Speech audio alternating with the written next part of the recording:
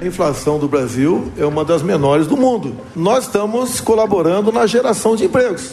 O nosso PIB está crescendo. Nunca tivemos tanto dinheiro de fora do Brasil investido aqui. Inclusive, em torno de 20% do nosso PIB. É um governo que está dando certo. A economia está bombando e o Brasil está sendo exemplo para o mundo nessa área.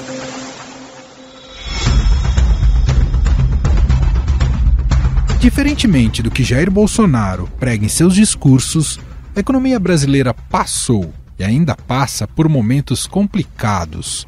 A inflação num patamar elevado afetou o preço de alimentos e serviços. A deflação, a queda dos preços, 0,68%. Mas a inflação permanece alta, nos últimos 12 meses acima de 10%.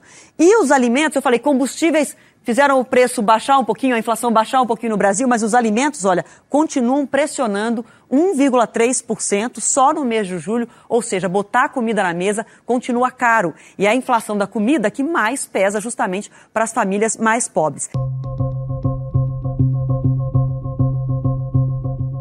O aumento do custo de vida afeta principalmente aqueles que estão na base da pirâmide social e que ganham até um salário mínimo. Nem o auxílio emergencial de R$ 600 tem conseguido reduzir de forma eficaz as necessidades destas famílias. No entanto, a medida que aumentou o benefício custou aos cofres públicos 41 bilhões de reais em pleno ano eleitoral e comprometeu ainda mais o orçamento de 2023. A Câmara dos Deputados aprovou em 2 turnos de votação a PEC dos benefícios, que instala o estado de emergência no país e permite ao governo criar e aumentar gastos com programas sociais a menos de 3 meses da eleição. Os benefícios vão até o fim do ano e começam a ser pagos após a promulgação da emenda constitucional pelo Congresso. E ela só foi possível porque o teto de gastos, mais uma vez, foi furado. O teto é uma espécie de trava para que o governo não gaste mais do que arrecada. Ao contrário do que dizem os especialistas, o ministro da Economia, Paulo Guedes, afirma aos 4 ventos que a transgressão do teto foi feita com responsabilidade fiscal. Sim, nós violamos o teto. O teto é para impedir o crescimento do governo, porque nós somos liberais, nós queremos reduzir o peso do governo. Aí chega uma doença, eu tenho que transferir dinheiro para as pessoas. Eu estou fazendo o governo crescer? Não. Está estritamente dentro das receitas extraordinárias não orçadas. Mas os problemas econômicos não param por aí. Existem outras barreiras a serem transpostas, como o aumento da pobreza e da taxa de inadimplência. Essa taxa, que hoje está em 13,75% ao ano, torna o crédito mais caro para as famílias. O reflexo disso é que o país passa a crescer mais lentamente, já que o consumo fica estagnado, e esse ritmo deve se repetir em 2023. A geração de emprego também é uma preocupação do eleitor. De acordo com pesquisa da Confederação Nacional da Indústria, 44% dos entrevistados dizem que a criação de postos de trabalho é fundamental para a recuperação do país. São problemas que já vêm de algum tempo. Em outras pesquisas que a gente faz, normalmente, saúde, educação, emprego e segurança são as principais preocupações mesmo da população. E isso foi muito atacado, esse ânimo das pessoas foi muito prejudicado por conta da pandemia.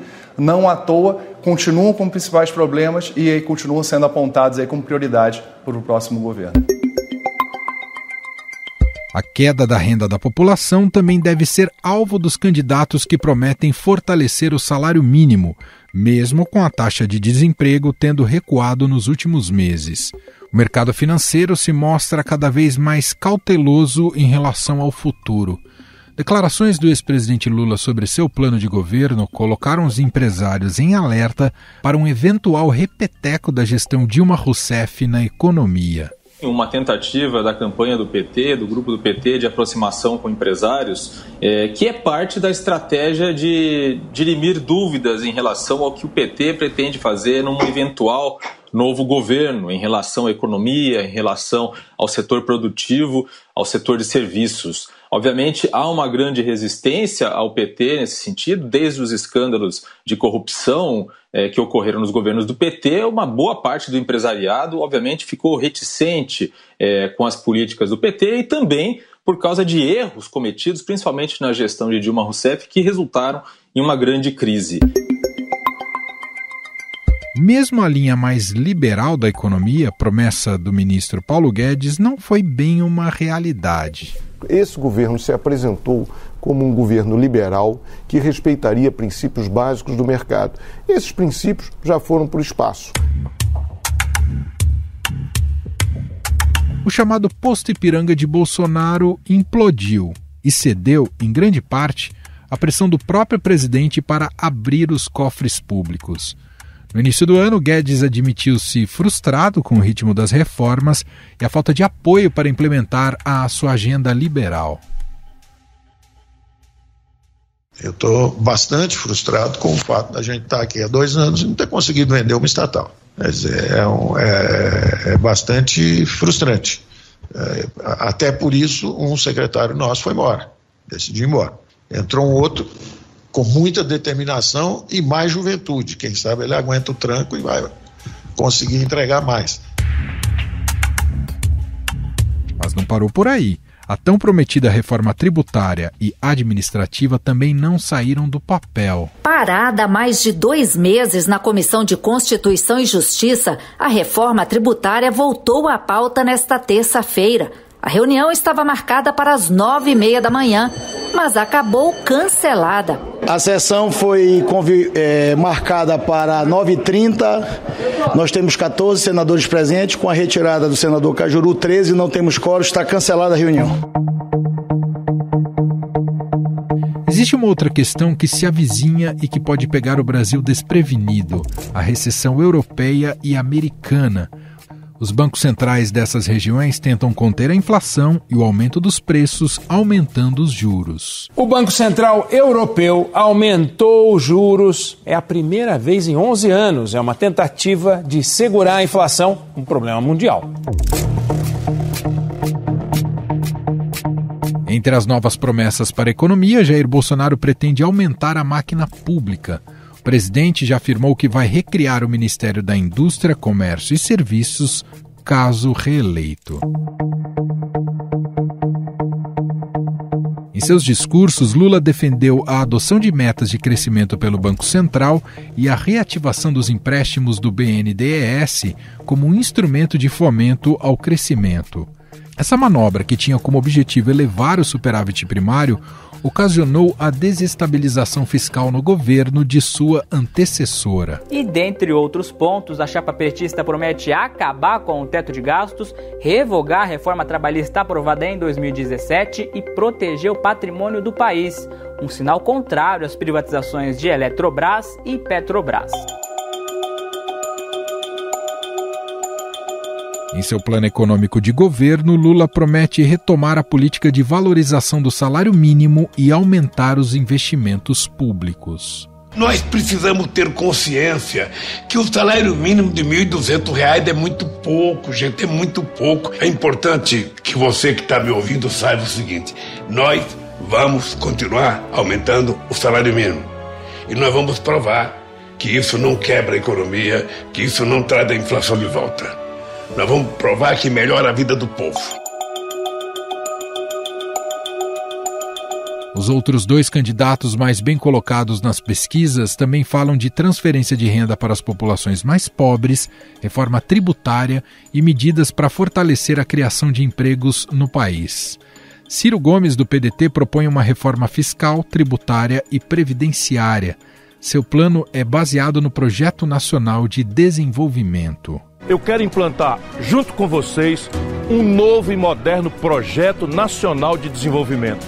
Ele define metas, métodos, prazos e as fontes de recursos para colocar tudo em prática. Gerar 5 milhões de empregos nos 2 primeiros anos de governo. Renegociar a dívida dos 66 milhões de brasileiros e das 6 milhões de empresas que estão com o nome hoje no SPC e no Serasa.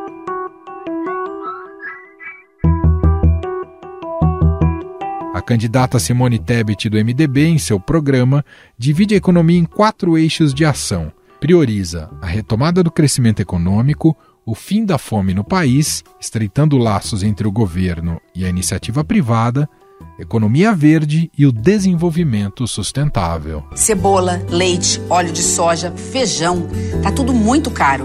E quem vai ao supermercado sabe do que eu estou falando.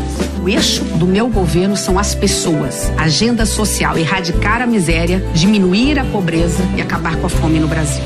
Comida mais barata, restaurantes populares, Bolsa Família Permanente, emprego e dignidade para todos.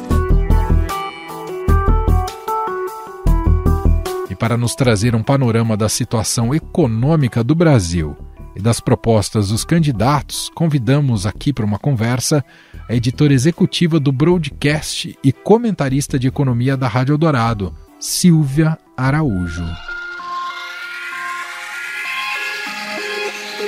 Oi, Silvia, tudo bem? Oi, Emanuel, tudo bem? Prazer em falar contigo. Silvia, vou começar pelo diagnóstico. Claro que 4 anos acontece muita coisa. Ao longo desse governo Bolsonaro ainda teve o aspecto ali da pandemia, né, que mexeu completamente, né, com os rumos econômicos do país. Mas queria, em linhas gerais, te ouvir sobre aquilo que prometeu o Bolsonaro junto com seu posto Ipiranga na época, né, que estava muito bem mais... tinha muito mais credibilidade do que tem hoje, quando prometeu lá em 2018, e o que entregou até aqui. Se usou muito as bandeiras liberais, isso foi muito importante até para o convencimento do mercado em votar no presidente Jair Bolsonaro lá em 2018. Muita gente depositou o voto no Bolsonaro pelo fato do Guedes estar do lado dele. Foi uma espécie de fiador desse voto. Mas...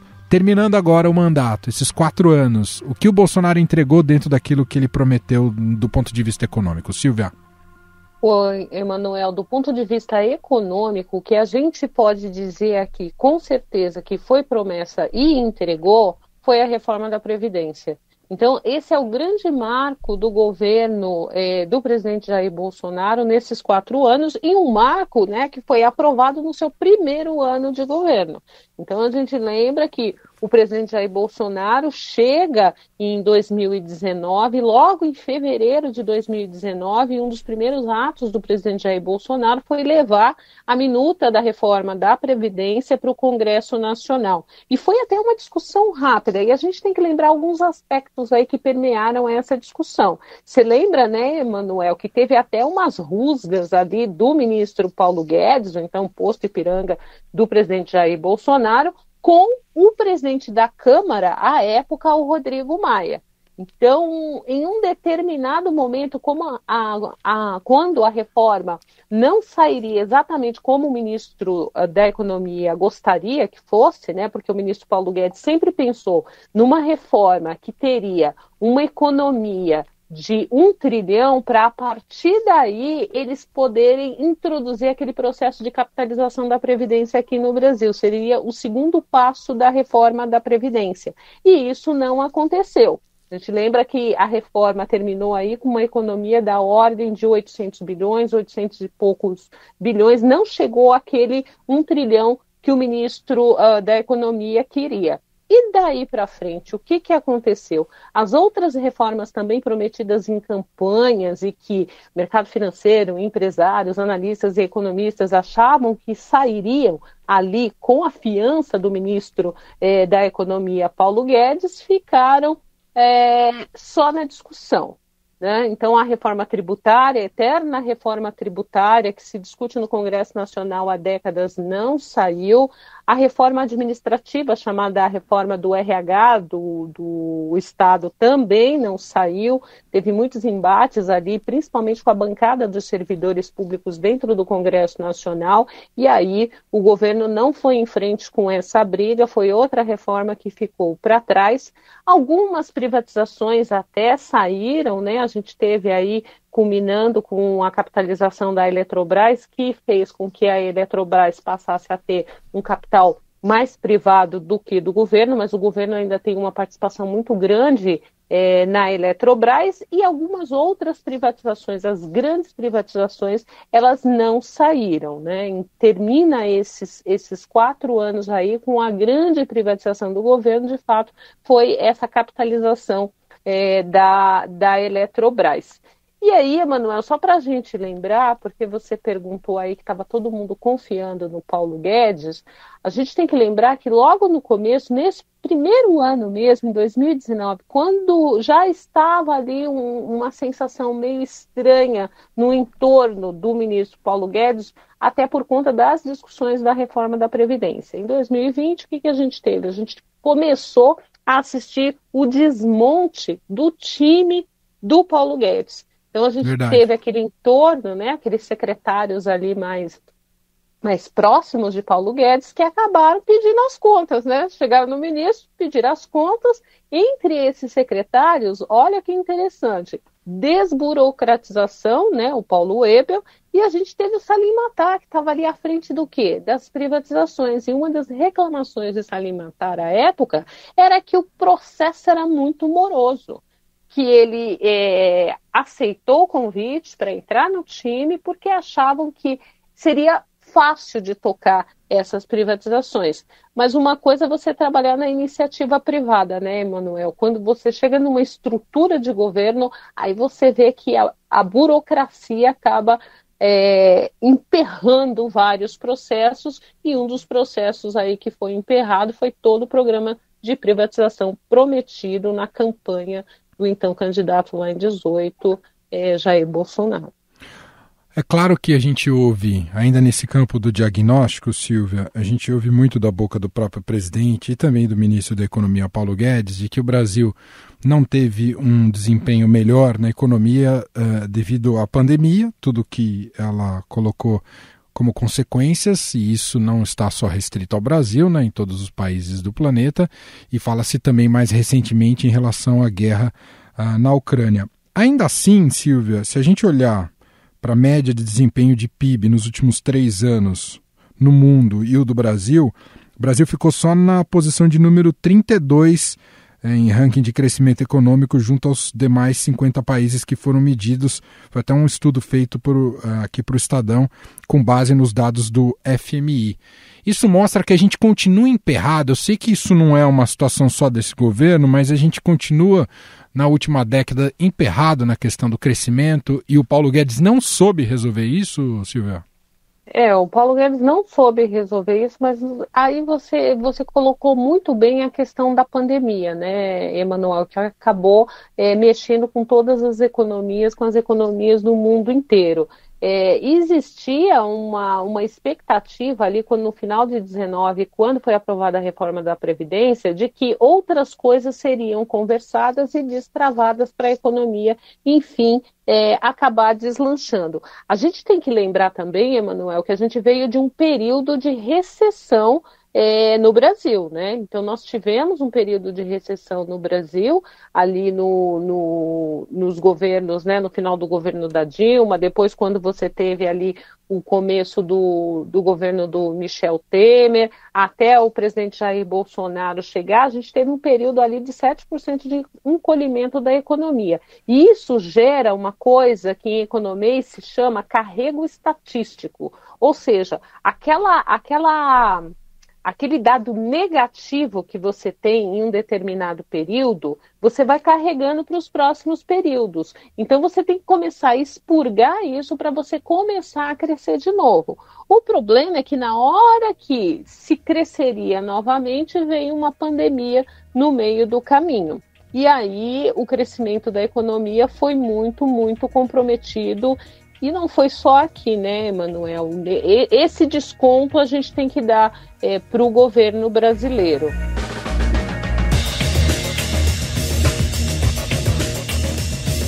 Quero pegar até esse gancho do carrego estatístico, muito legal você contar isso pra gente, Silvia, porque o próximo presidente, sendo até o próprio Bolsonaro, caso se reeleja, quando assumir ali a partir de 1º de janeiro de 2023, vai carregar não só esse histórico, mas também vai enfrentar, e agora a gente olhando um pouco para o futuro também, vai enfrentar um cenário que não é dos mais favoráveis pelo que a gente tem acompanhado dos analistas, não só pela situação interna das nossas contas, mas também pelo cenário externo especialmente. E aí queria te ouvir, por mais estamos numa era de, principalmente essa semana final de eleições, reta final, as promessas ganham digamos, ainda mais intensidade, né, para tentar convencer o eleitor a votar nesses candidatos. Mas o que é possível fazer efetivamente a partir de 2023, Silvia? Nossa, Emanuel, essa é a pergunta de $1 milhão. O que o presidente, seja lá quem for o presidente eleito, consegue fazer com o orçamento que já foi enviado ao Congresso Nacional?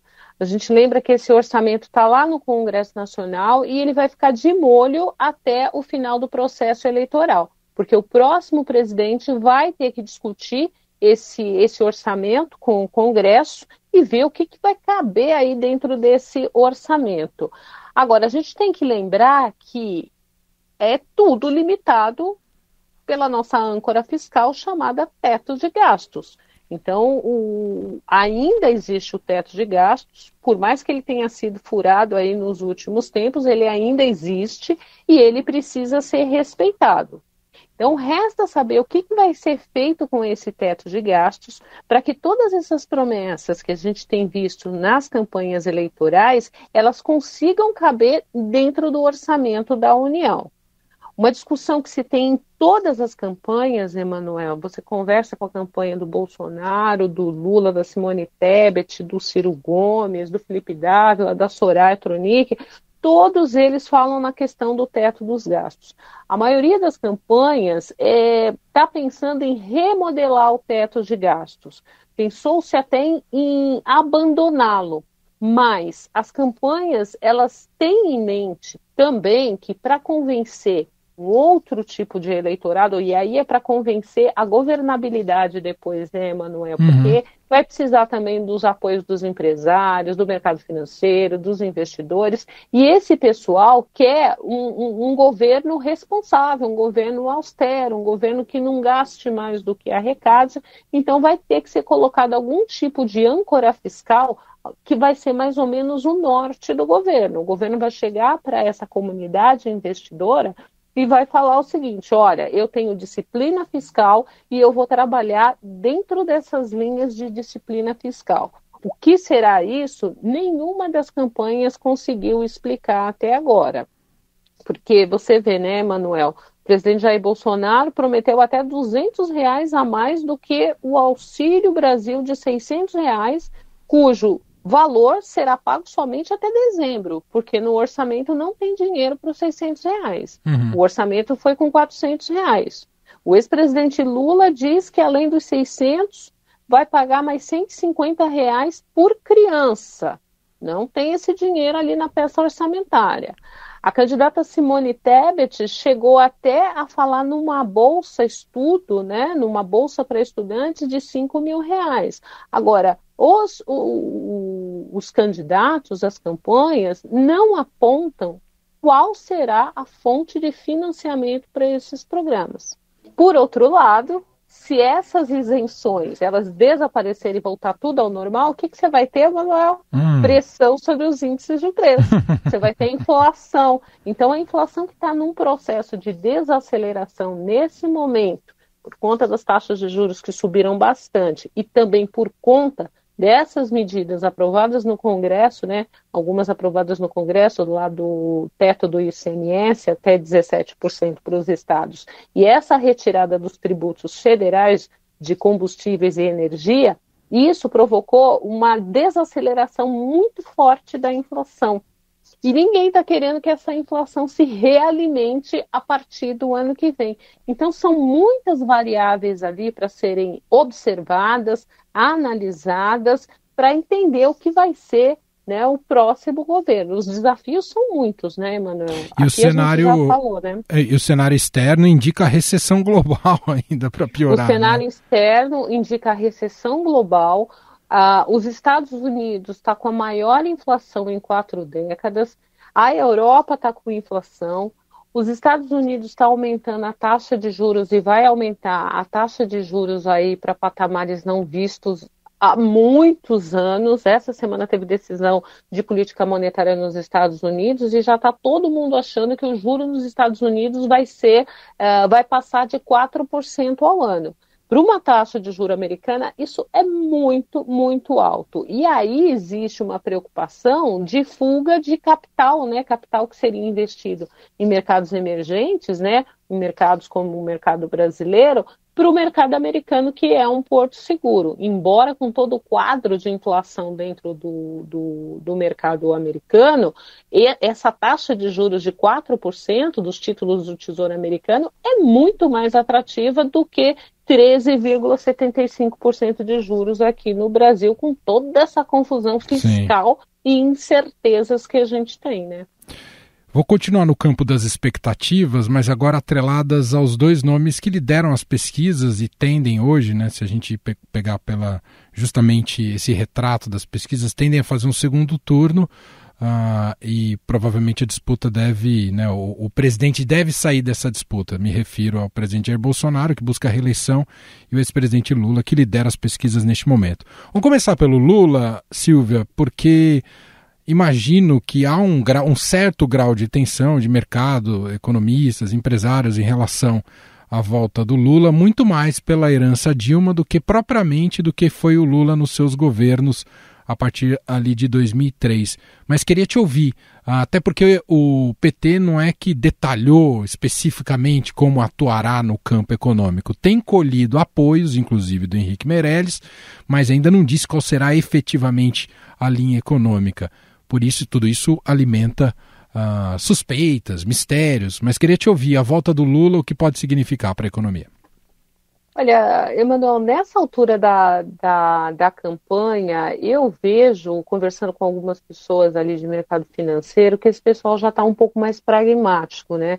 E esse pragmatismo, ele acabou sendo coroado com essa fotografia que a gente teve essa semana do ex-presidente Lula com os outros ex-presidentes, né, com os candidatos que disputaram a presidência da República em 2018, e aí a gente teve o Meirelles, né? O Meirelles também, a gente lembra que ele também disputou a presidência da República em 2018, ali junto a todos aqueles candidatos. Mas o fato do Henrique Meirelles estar naquela mesa e depois sair dando declarações, meio que se chamar o Meirelles, né? Se lembra do jingle dele, era chama o Meirelles, que se chamar o Meirelles eu vou, eu converso, eu dou os meus pitacos, eu falo, enfim. Isso foi visto como um aceno muito importante para o mercado financeiro, tanto que repercutiu, ficou 2 dias repercutindo sobre os ativos negociados no mercado financeiro brasileiro, tanto na Bolsa, quanto no dólar, quanto nas taxas de juros.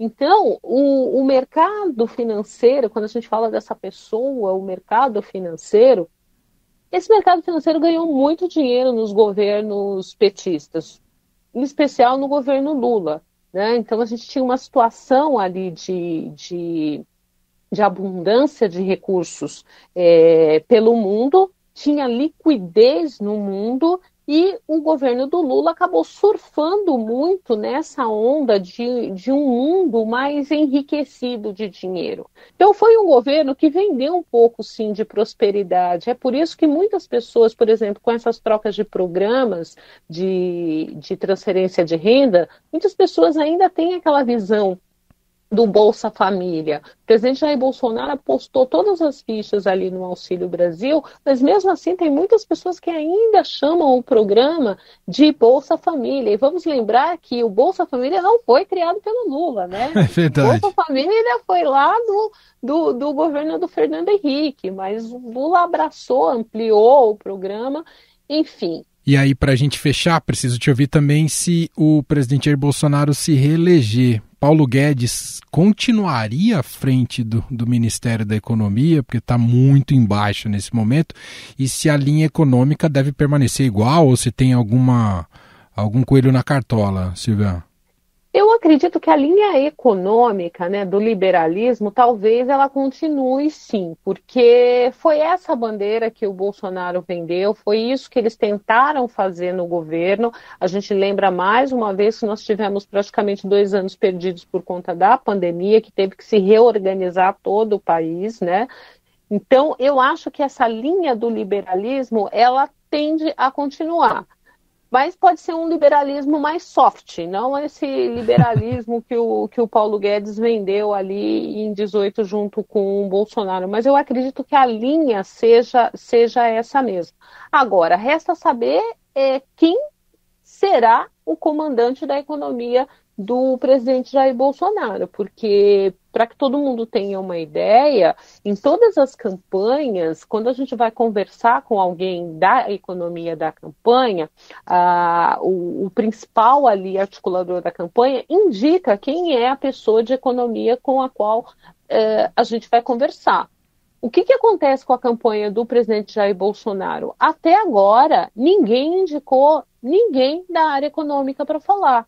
E eles dizem que o Paulo Guedes fala como ministro, ele não fala como o integrante da parte do capítulo econômico dessa campanha de reeleição do presidente Jair Bolsonaro. E aí a gente já viu muitos bastidores, Estadão trouxe muitos bastidores sobre isso, o Broadcast também trouxe muitos bastidores, mostrando como o Paulo Guedes está queimado ali dentro da própria campanha da coordenação da campanha de reeleição do presidente Jair Bolsonaro.